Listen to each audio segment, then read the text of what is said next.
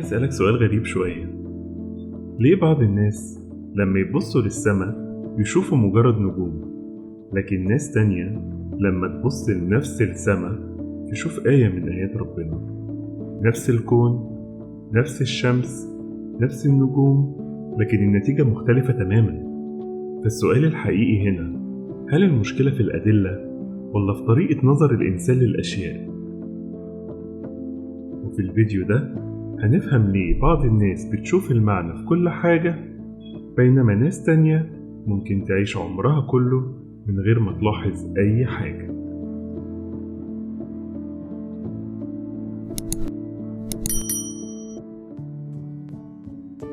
خليني أحكي لك قصة قديمة شوية. في يوم من الأيام حد سأل أعرابي بسيط سؤال: إزاي عرفت إن ربنا موجود؟ الراجل ما كانش عالم ولا فيلسوف، لكنه رد بجملة قصيرة جدا: البعرة تدل على البعير، والأثر يدل على المسير. ثم رفع راسه للسماء وقال: سماء ذات أبراج وأرض ذات فجاج، ألا تدل على اللطيف الخبير؟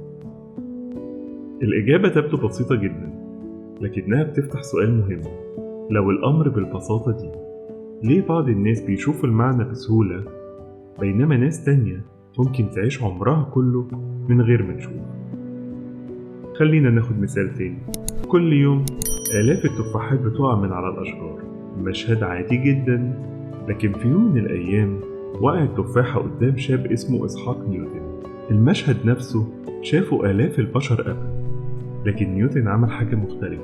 وقف وفكر وسأل سؤال بسيط: ليه التفاحة وقعت لتحت؟ السؤال ده يبدو بسيط جدا، لكن بعد سنوات قاد لاكتشاف واحد من أهم قوانين الفيزياء، قانون الجاذبية، القانون اللي بيفسر حركة الكواكب والنجوم.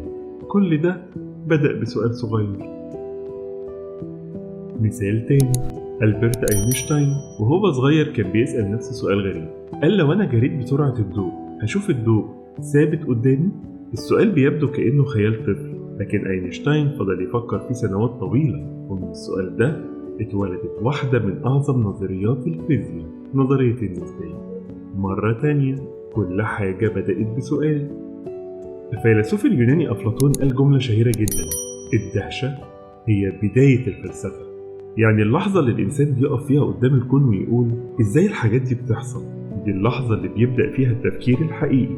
لكن هنا المفارقة، مع إن الكون مليان أشياء مدهشة، إلا إن معظم الناس تمر عليها كل يوم من غير ما تفكر فيها.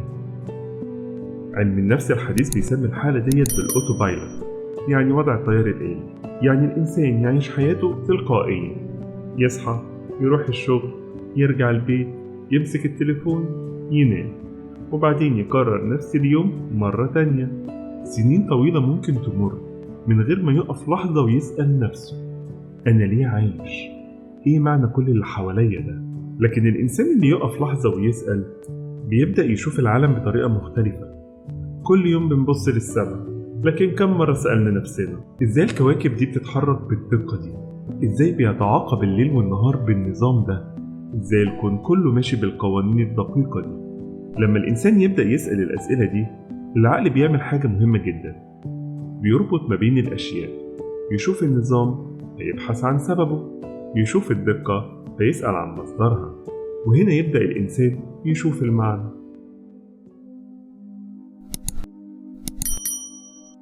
الطب بيقول إن مركز التفكير هو الدماغ، لكن القرآن بيشير لمعنى أعمق.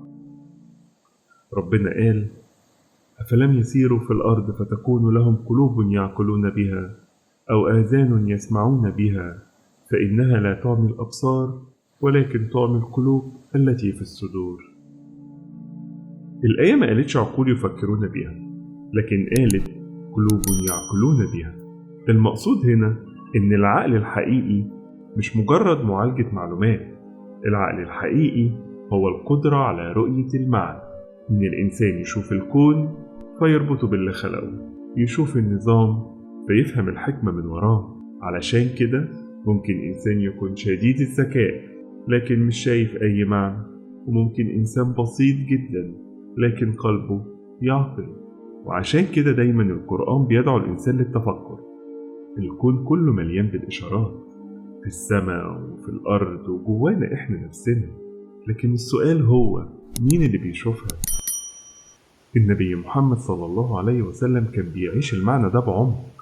تقول عائشة رضي الله عنها: قام النبي صلى الله عليه وسلم ليلة وقرأ هذه الآية: إن في خلق السماوات والأرض واختلاف الليل والنهار لآيات لأولي الألباب.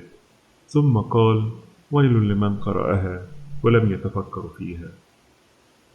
القرآن بيقول لنا إن رحلة الاكتشاف مش هتقف. ربنا قال: سنريهم آياتنا في الآفاق وفي أنفسهم حتى يتبين لهم أنه الحق. فالكون من حولنا مليان بالآيات. المشكلة مش إن الآيات قليلة، المشكلة أحيانا إننا مش بنقف عشان نشوفها. وعلشان كده بعض الناس يشوف ربنا في كل شيء لأن قلبه استيقظ عشان يشوف المعنى. السؤال الحقيقي مش هل الآيات دي موجودة ولا لأ، السؤال الحقيقي هل إحنا مستعدين عشان نشوف المعنى؟